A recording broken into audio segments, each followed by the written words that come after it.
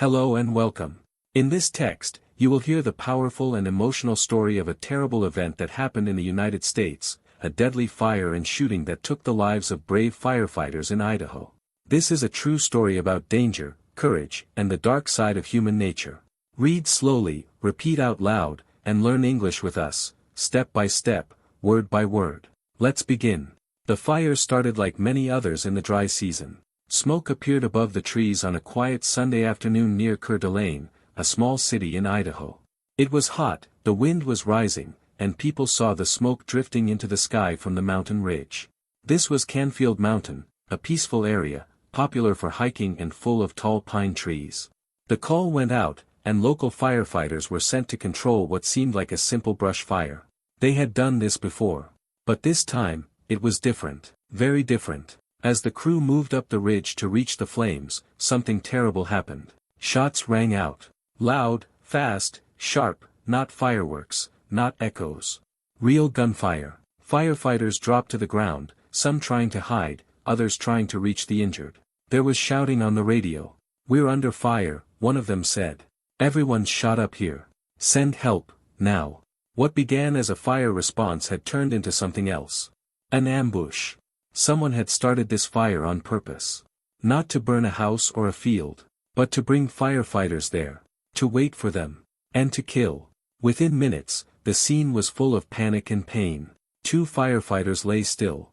A third was bleeding, struggling to breathe. A helicopter was called. Police rushed in. Roads were blocked. The forest, once quiet, was filled with noise, sirens, helicopters, radios. Officers moved carefully through the woods, searching for the shooter. The man they were looking for was young, only 20 years old. His name was Wes Rowley. He had brought a rifle to the mountain that day. He had planned this. Set the fire. Waited. And when the first responders came, he pulled the trigger again and again. Hours later, the search ended. Rowley was found dead, not far from the fire. Next to him was the rifle. No one else was hurt, but it was already too late. 2 lives were gone. A third was hanging on, rushed to surgery. And a city, even a state, stood still with shock. People asked, why? Why would someone do this? What was in his mind? What kind of person sets a trap like this? One that uses fire, one of the most dangerous and feared forces of nature, as bait. To understand this, we have to look deeper into the mind of an arsonist. Arson is not just about fire. It is often about control, anger, or attention. Some people light fires because they want to watch something burn. Some do it to feel powerful. Some are full of hate. Others are full of pain. But when fire is mixed with violence, when the goal is not just to destroy, but to kill, the story becomes darker. This kind of arson is rare, but it is not new. There have been other times when people used fire not to escape, but to lure others in. Sometimes it is a house, sometimes a car, sometimes a forest. They wait until the right people arrive, police, firefighters, and then they strike. These are not crimes of passion. They are not done in the heat of the moment. They are planned. The person thinks about it, chooses the place, the time, the weapon. Then they act. The fire is not the crime. It is the trap. In this case, the trap worked. Brave men came to help, to stop the flames, to protect homes and forests. They had no idea they were walking into danger. They wore fire gear, not bulletproof vests. They were ready for heat and smoke, not bullets. For their families, the news came suddenly. A knock at the door. A phone call. A message that changed everything. And for the whole community, a deep, cold shock. Firefighters are seen as heroes, and they are. But no one expects them to be targets. That day, Idaho lost more than just lives. It lost a sense of safety. A feeling that wildfires, while dangerous, follow rules, that they are not personal. But this fire was different. It had a human cause. And a human purpose. That is what makes it so painful. People across the state gathered to mourn. Flags were lowered. Streets were lined with people holding signs, flowers, small flags. Fire trucks drove slowly down the road, carrying the fallen. Their co-workers, in full uniform, stood in silence. It is hard to understand this kind of evil, harder still to explain it. But we must try. Because if we do not look closely, we cannot stop it from happening again. This crime did not come from nowhere. It grew in someone's mind. In thoughts, in feelings, in silence. And in the quiet spaces after the sirens fade, we are left with questions.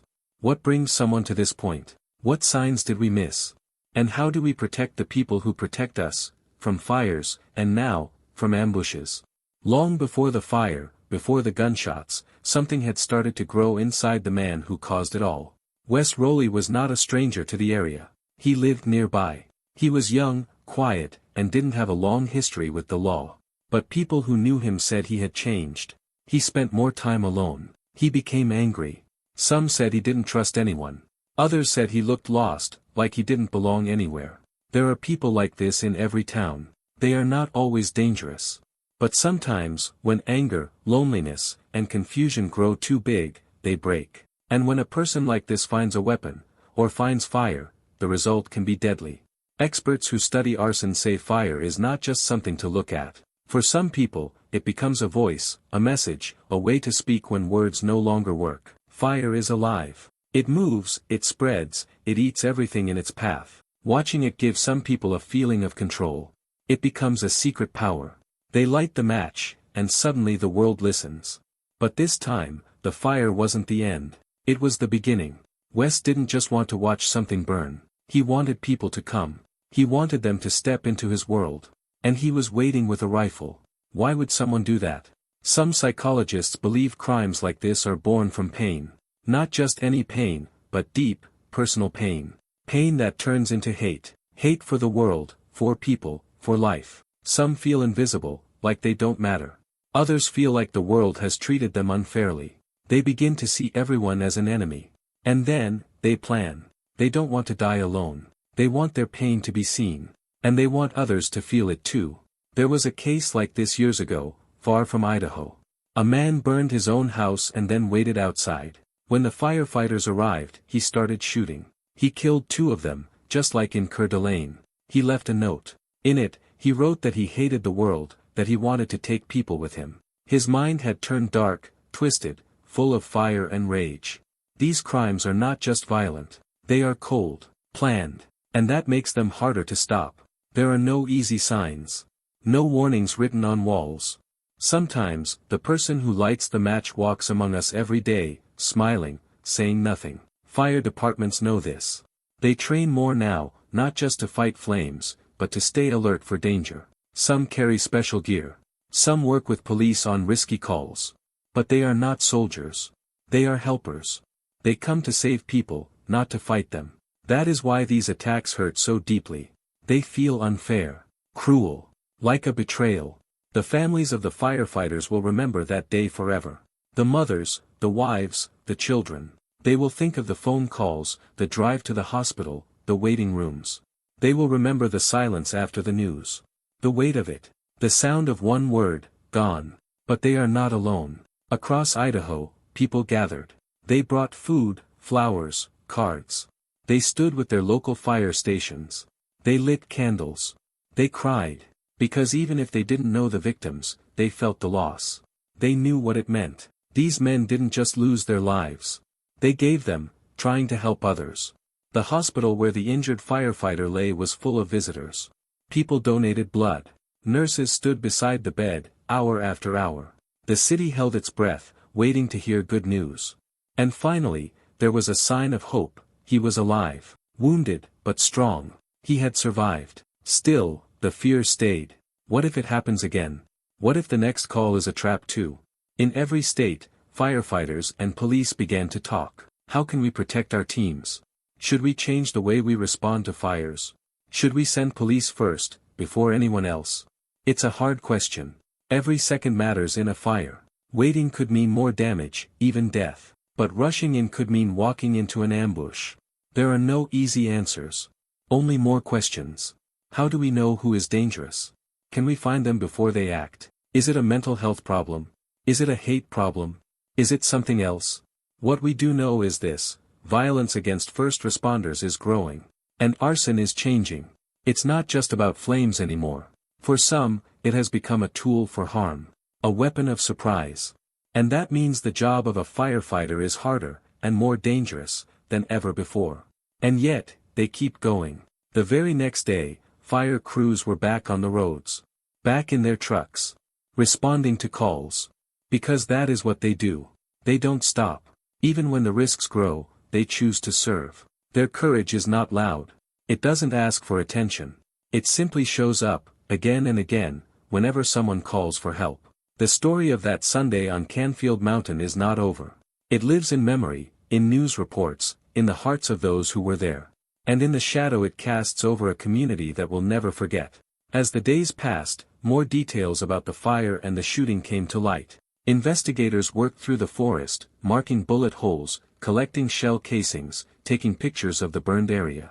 They tried to understand the full path of the crime, where the fire started, where the shooter waited, where the first shots were fired. They looked at Rolly's background, his social media, his past. They searched his home. They spoke to people who knew him. Slowly, a picture began to form.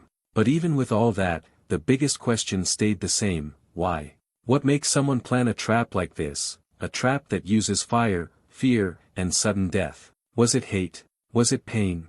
Was it a need for attention, or for power? Some experts say it can be all of these things. People who feel powerless may turn to fire because it gives them a feeling of control. People who feel ignored may choose violence because they believe it will finally make the world see them. Some believe the world is their enemy. They see helpers, like firefighters, not as heroes, but as symbols of a system they hate. Sometimes, the goal is chaos. To break the rules, to shock the world. To destroy what others care about. That kind of thinking is dangerous, because it is not about reason. It is about feelings that grow wild, just like fire. In Rolly's case, no one yet knows exactly what his motive was. He left no letter, no message.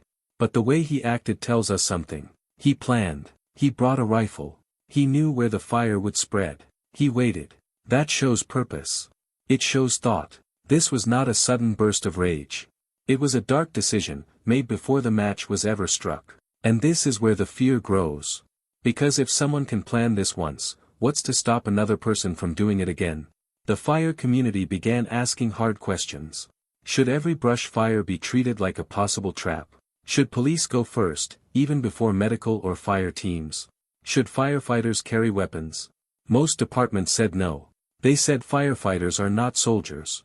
Their job is to help, not to fight. But they also agreed, more training is needed.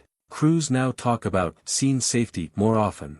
They learn to look for signs, strange cars, people hiding nearby, unusual behavior before the fire. And most of all, they talk more with law enforcement. The bond between police and firefighters grew stronger after the ambush.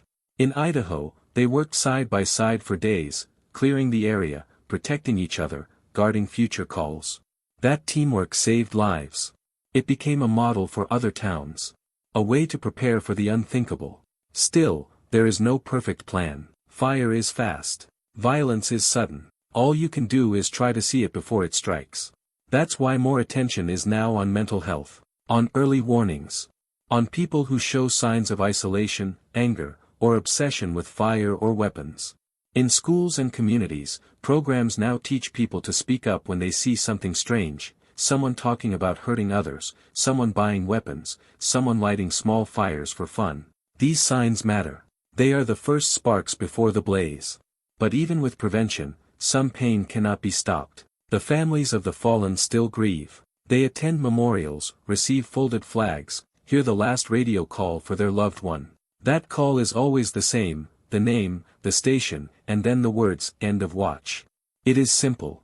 And it breaks the heart. One wife said she still listens for his truck at night. A son, only 7, keeps his father's helmet by his bed. A mother wears his photo around her neck. These small things carry the weight of love, and the weight of loss. But the community carries them too. The people of Coeur d'Alene have started a fund to help the families. Local businesses put up signs of support. Children drew pictures of fire trucks with angel wings. One little girl wrote, "Thank you for being brave." These acts, though small, are powerful. They show that even after terrible darkness, light can return. There are now plans for a statue in the city park. It will show 2 firefighters, standing tall, one helping the other. Their helmets will be tilted down, in respect. At the base will be the names of the men lost that day. And below the names, a simple line, "They answered the call." Because that's what they did. They heard the call, and they went. without knowing what waited, without thinking of themselves. That kind of courage cannot be erased. It lives in every siren, every radio check, every step into danger. And it reminds us, fire is not just a force of nature. It can be a warning, a weapon, a call for help, or a call to harm. How we answer that call shows who we are. Today, the forest on Canfield Mountain is quiet again. The trees are still black in places, the earth scorched. But small green shoots are starting to grow. Nature, like people, tries to heal. Yet healing is not forgetting. In the firehouse, 2 lockers stay closed. Their names remain untouched. The team still sets the table for the evening meal, but now with a pause. 2 empty chairs. 2 stories left unfinished.